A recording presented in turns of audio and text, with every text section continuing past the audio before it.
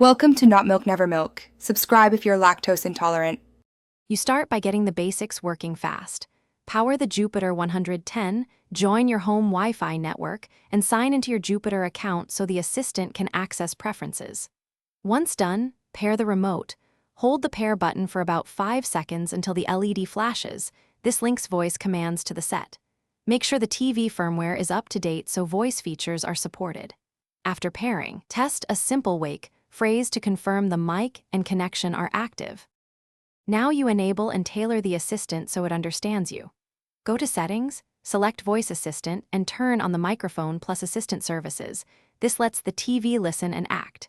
Next, choose your language and voice model and set privacy options. Local processing reduces cloud calls and speeds responses. Then run the voice match or training routine.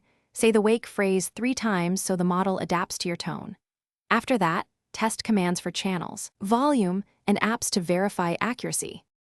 You're ready to use voice for control and search. Speak naturally, say Open Netflix. Set volume to 15, or Find cooking shows with tomatoes. The assistant maps phrases to actions, so short commands are fastest but full sentences work too. If things go wrong, repair the remote first, then restart the TV. Those steps resolve most hiccups. Make sure the mic isn't muted, Wi-Fi is strong, and firmware is current. If persistent, reset voice settings and retrain voice match before contacting support.